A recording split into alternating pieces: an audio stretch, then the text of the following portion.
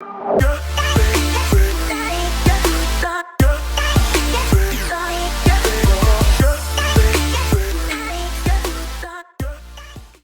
I recently looked around a class of mine, I saw many empty seats. Now, some of these seats are temporary vacancies due to a headache or an accidental snoozing of the alarm.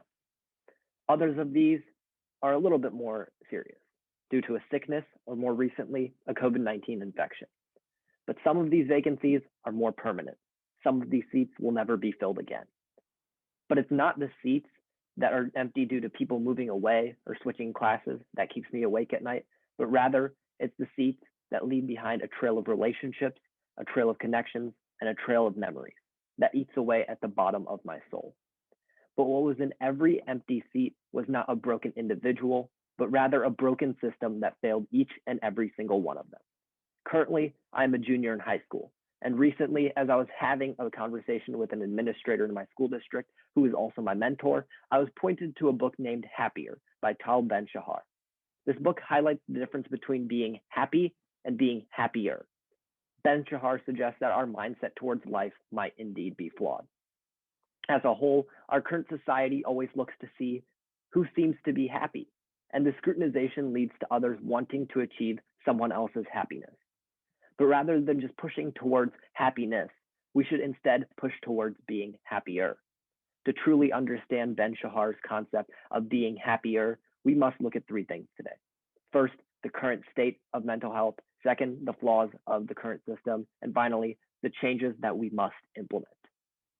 As a high schooler in 2021, I have seen firsthand the effects of the current times on students in not only my school, but around my community.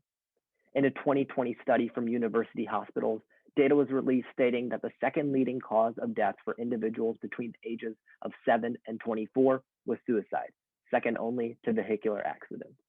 Our community is not an exception to this study. In the past 2 years, multiple students in my school district have died by suicide. What is it that is causing this trend? Sure, the coronavirus pandemic has helped accentuate the crisis, but with these problems being prominent for many years now, there has to be some underlying societal issue. What is it about the current times that is forcing teenagers into this deep state of hopelessness? In the current COVID-19 pandemic, many students have remained at home for almost 11 months with little to no social interaction. To a group of individuals that sees their peers each and every day, it is quite a shock to go from daily conversations with your friends to staring at a computer screen for 6 to 7 hours a day. To many, school is a place to catch up with friends. The school day is just as much about social interaction as it is about learning. Remove day-to-day interactions from a student's life, and the mental health crisis among teenagers is only aggravated. But just how aggravated did these numbers become? In a survey conducted across my school district in December of 2020, 850 students were sampled with 2 questions. The first question asked, quote, "Have you ever thought about taking your own life?" According to the survey responses, 61% of students who answered the survey said that they had thought about taking their own life. That's about 500 people, 500 lives, 500 children, and 500 sons and daughters. But it does not stop there. 10% of those who responded said that they had attempted to take their own life. 10% of 850 individuals in my school district had attempted to take their own life. And yet it still does not stop there. In a week before the survey data had been collected, 18 students had said that they had attempted to take their life in that last week.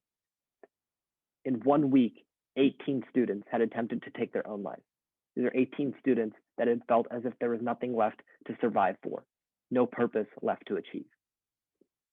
What we exposed during the various lockdowns throughout the pandemic was an inherently flawed system that is failing the youth of my generation. A spotlight has finally been shown on mental health and the struggles they went through. Yet these problems have been around since before the COVID-19 pandemic. So this leads us back to the original question. What are the factors that are causing a decline in mental health among the teenagers in our country?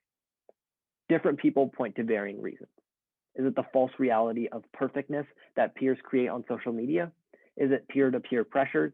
Is it the pressures of our education system created by school districts and parents? Is it a lack of active compassion by peers? The answer is yes to all of these questions. We as teenagers undergo most of our development as high schoolers. To the disappointment of many, this blossoming and self-growth comes by learning it the hard way. It still is your biggest area of growth as promised, but mistakes and regrets are inevitable in that journey.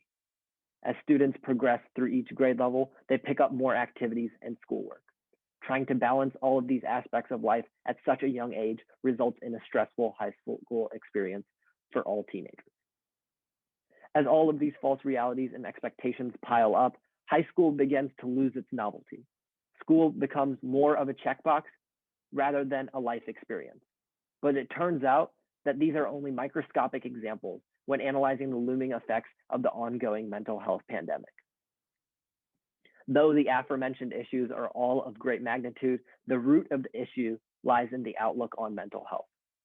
When the issue is brought onto the main stage, it is easier for people to jump in and discuss their support for people struggling with mental health illnesses, as well as their eagerness to engender change. But the involvement when stimulated is simply not enough.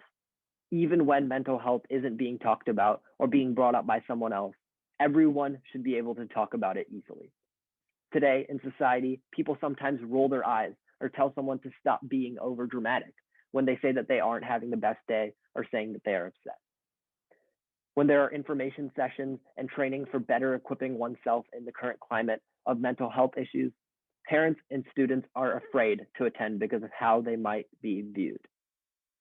I find it upsetting that people feel embarrassed to educate themselves over a prevalent issue in society. Due to the outlook that people believe they will receive, they find it easier to shove the uncomfortable discussion aside, hoping the problem deals with itself. But time has proven that this problem needs to be tackled. It needs to be addressed and confronted head on. We must take accountability.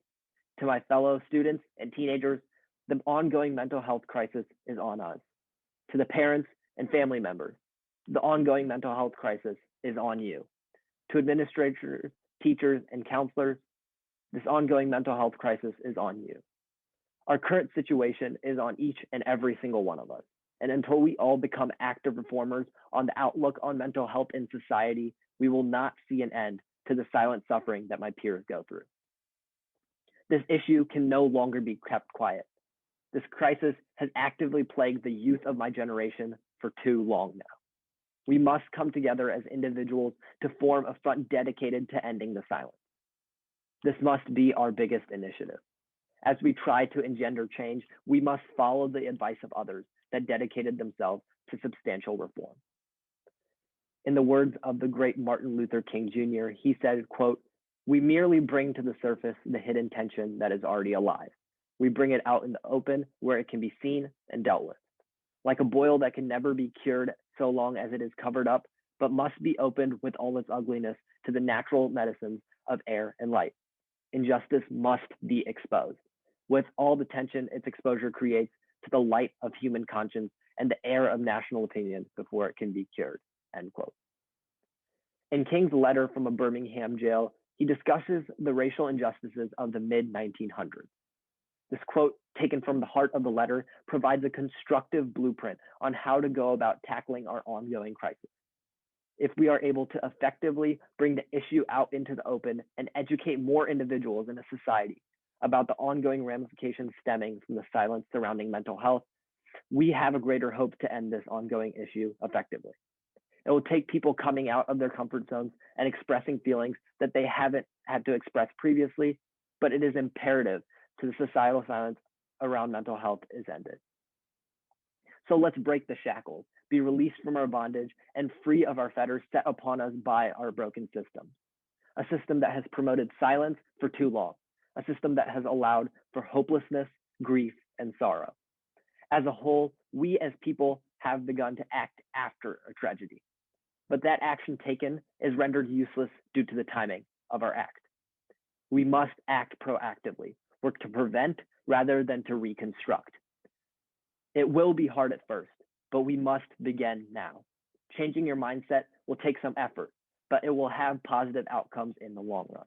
As each person becomes more open to discuss the topic of mental health, the more comfortable teenagers will be sharing their internalizations.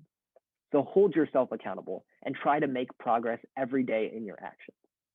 And this brings us back to the purpose of today's talk. What is it that we as a society need to do to get rid of the stigma surrounding mental health? I've spoken to you about the current impending issues as well as possibilities for change. But all I can do is inform you of your options. How you implement them is up to you. We're counting on each and every single one of you to choose your facet of change and stick with it.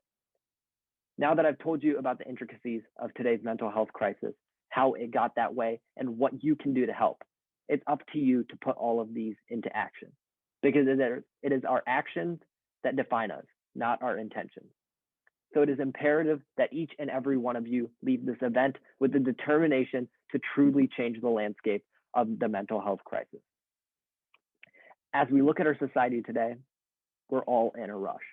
In an effort to get a million different things done, we glaze over the important aspects of life because we just want to check off a box on a to-do list. Instead, if we each take time to slow down and check on the people around us, we will slowly progress towards a more fortified state of mind. In my own life, I was inspired by a friend of mine to check in on those around me. Rather than just asking a simple question, I was encouraged to actively question those around me and figure out how they truly were doing. So my advice to you is to start by actively questioning those around you. Figure out how they truly are and not just on the surface level. Instead of asking if someone had a good day, ask how you can make their day better. Rather than setting our standards as a concrete goal, if instead we strive for progress, we might be able to reach that coveted feeling of being happier rather than being happy. Thank you.